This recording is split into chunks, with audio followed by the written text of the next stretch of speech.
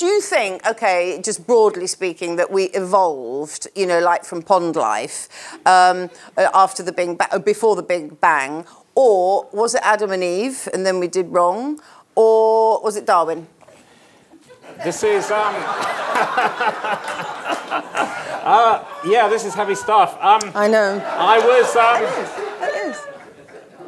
No, I was listening to a program the other day about the guy who added up all the dates in the Bible and worked out how old the Earth was.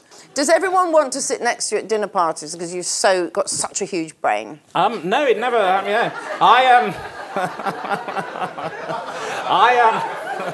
I've almost never been to a dinner party, actually, because I go...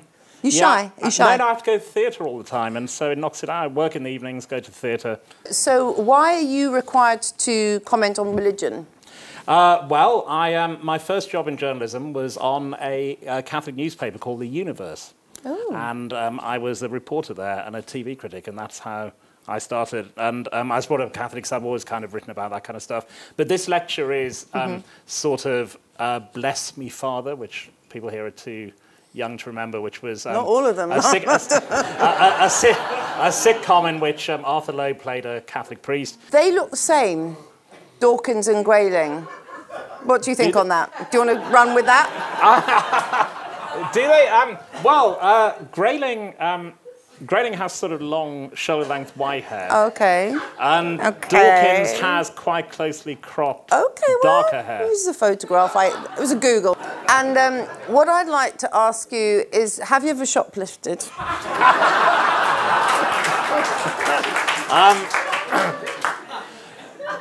No. Although... I knew there was something of the night about you, yes. Yeah. I keep thinking I can see Jesus in the audience, but is that... There is somebody who's a looky-likey. Ah. Jesus, could you stand up, please? Ladies and gentlemen, we have got Jesus. He's come to bless. He's come to bless. Well spotted. I thought it was a stress-related hallucination, but it is him. No, he's there. He's manifested with John, goodness. get Dawkins in here. But do you have a need to go, this ain't right, I sniffed something? I always think there's something, yeah, any story, there's something underneath that the world doesn't want to know. That's my philosophy. But really. How do you it's know? to expose that. How do you have instinct, that? Instinct. You have a smell for these things. And you're certain characters in this world, you know they're not what they're cracked up to be. And therefore it's, you know, the job of people like me to explore them, expose them. Sometimes we get it wrong. Most of the time we get it right, I think. Oh, yeah, totally. But you must face this a lot, though, this question of the human cost to people. I mean, do you get confronted with that? I mean, do you fear, suppose X might kill themselves, their children might be, whatever. Do you worry about all that? What about, we're talking about Jeffrey Archer, aren't we? Well, he hasn't killed himself yet, has he? Did he go to prison because of you? And this is not accusatory. No, actually, that story, I totally... Well, no, it was actually not me. It was the News of the World, I'm afraid to say, that exposed him on that one. On the cover of this particular book, and we're going to talk about Mark's books, so I don't want you getting jealous because you're both like oracles to me in my world.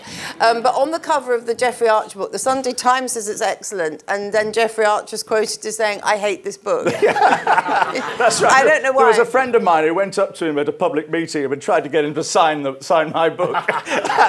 He said, "I'm not going to sign this book. I hate this book."